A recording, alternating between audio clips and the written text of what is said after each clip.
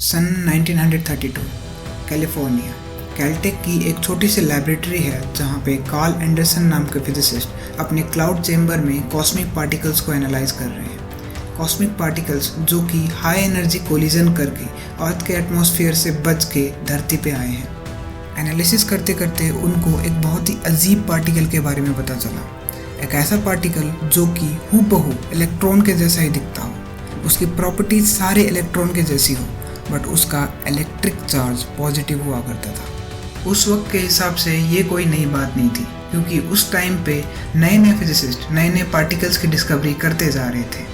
But इस particle में कुछ खास था। इस पार्टिकल में यूनिवर्स की कुछ मिस्ट्रीज को सॉल्व करने का पोटेंशियल था। इस पार्टिकल में यूनिवर्स की कुछ मिस्ट्रीज को अनलॉक करने का पोटेंशियल था। ये बात है 1920s की। क्वांटम मैकेनिक्स तब नया नया आया था। स्क्रोडिंजर ने अपनी एक वेव इक्वेशन दी थी जो कि बहुत ज़्यादा काम कर रही थी, लेकिन एक प्रॉब्लम थी।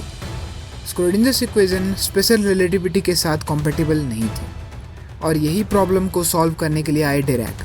डिरैक ने सोचा अगर इलेक्ट्रॉन एक रिलेटिविस्टिक पार्टिकल है तो हमें ऐसी इक्वेशन चाहिए जो क्वांटम मैकेनिक्स और स्पेशल रिलेटिविटी दोनों को कंबाइन कर सके। एंड इसी सोच से उन्होंने बनाया डिरैक इक्वेशन। बट ये इक्वेशन कुछ अजीब सी थी। इस इक्वेशन के सॉल्यूशंस दो टाइप के थे, एक विद पॉजिटिव एनर्जी एंड दूसरा विद नेगेटिव एनर्जी। बट ऐसा कैसे हो सकता है कि किसी पार्टिकल की एनर्जी नेगेटिव हो? अगर इनफाइनाइट पॉजिटिव एनर्जी के साथ इनफाइनाइट नेगेटिव एनर्जी स्टेट्स भी एग्जिस्ट करते हैं तो इलेक्ट्रॉन स्टेबल ही नहीं रहेगा, वो नेगेटिव एनर्जी स्टेट्स में गिरता रहेगा, क्योंकि हर पार्टिकल की टेंडेंसी होती है कि वो लोएस्ट पॉसिबल एनर्जी स्टेट में रहे एंड स्टेबिलिटी हासिल करे। जिसका मतलब ये है कि यूनिवर्स में कोई भी पार्टिकल कभी भी स्टेबल रहेगा ही नहीं। डिरैक ने इसके बारे में बहुत ज़्यादा सोचा, और बहुत सोचने के बाद उन्होंने एक बोल्ड आइडिया दिया। उन्होंने बोला कि क्या पता ये negative energy states already full हो। If negative energy states already full होंगे तो सारे के सारे पार्टिकल्स जो है वो पॉजिटिव एनर्जी स्टेट्स में रहेंगे। एंड इसका मतलब ये है कि E=0 जो है वो हमारा ग्राउंड स्टेट कहलाएगा। मतलब particle infinite negative energy states में जंप नहीं करेगा। इसका मतलब ये है कि स्टेबिलिटी की प्रॉब्लम तो यहीं पे ख़त्म हो गई।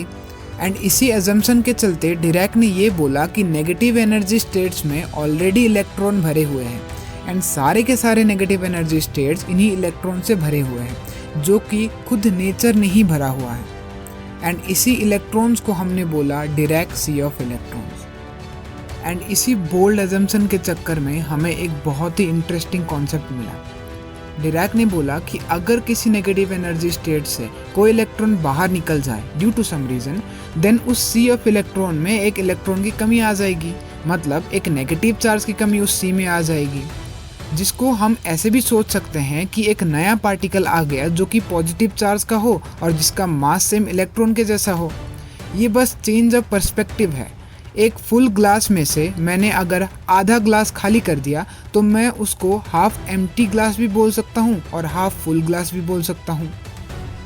एंड इसी पॉजिटिव चार्ज पार्टिकल को, जिसकी प्रॉपर्टी सारे इलेक्ट्रॉन की जैसी है, बस इसका चार्ज पॉजिटिव है, इसको हमने बोला पॉजिट्रॉन। अब इन सब का कनेक्शन तुम एनहाइलेशन और पेयर प्रोडक्शन से समझो। एनहाइलेशन क्या होता है? जब एक पार्टिकल और एंटी पार्टिकल साथ में आते हैं तो वो एनर्जी रिलीज करते हैं। मतलब वो दोनों एक दूसरे को ख़त्म करके एनर्जी में कन्वर्ट हो जाते हैं। इसको ऐसे भी समझा जा सकता है कि जब वो वैकेंसी में अगर पॉजिटिव स्टेट का इलेक्ट्रॉन आ जाए तो उस वैकेंसी को फिल करने के लिए एक हायर लेवल का इलेक्ट्रॉन नीचे आना पड़ेगा, एंड नीचे आने के लिए उसे कुछ एनर्जी लूज़ करनी पड़ेगी in terms of gamma ray photon. And इसका मतलब ये है कि इलेक्ट्रॉन और वैकेंसी कंबाइन होके एनर्जी निकाल रही है। इसी को तो हम एनाइलेशन बोलते हैं, है ना। सिमिलरली इफ़ हम गामा फोटोन, जिसका एनर्जी पॉजिटिव और नेगेटिव एनर्जी स्टेट के डिफरेंस से ज़्यादा हो, वो सिस्टम में डालते हैं तो नेगेटिव स्टेट का इलेक्ट्रॉन पॉजिटिव स्टेट में आ जाएगा और रह जाएगी एक वैकेंसी। मतलब एक इलेक्ट्रॉन बाहर निकला और एक वैकेंसी रह गई, जो कि और कुछ नहीं बट पॉजिट्रॉन है। मतलब हमें गामा रे फोटोन से एक इलेक्ट्रॉन और पॉजिट्रॉन पेयर मिला, जिसका मतलब क्या है कि हमें पेयर प्रोडक्शन मिल गया है। तो इस तरीके से एक कम्प्लीटली नया कॉन्सेप्ट, एक एंटी मैटर का कॉन्सेप्ट दुनिया के पास आया, एंड ये चीज़ दिखाया डिरैक ने अपने डिरैक रिलेटिविस्टिक क्वांटम मैकेनिक्स के थ्रू।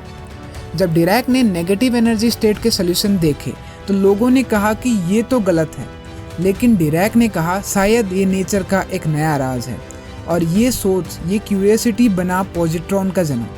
एक पार्टिकल जो एक खाली जगह था, लेकिन उस खाली जगह में छुपी थी एक नई physical reality, anti particle, anti matter, और आखिरकार एक नया नज़रिया इस यूनिवर्स को समझने का। अभी तो ये सिर्फ हाइपोथेसिस था, बट जैसे मैंने वीडियो के स्टार्टिंग में बोला था, इसको एक्सपेरिमेंटली भी प्रूव किया गया है। कमेंट करो नीचे अगर तुम्हें जानना है इसके एक्सपेरिमेंट के बारे में, एंड अगर ज़्यादा कमेंट्स हुए तो मैं इसके बारे में एक वीडियो बनाऊंगा। तो आज की इस वीडियो के लिए इतना ही। Thanks for watching.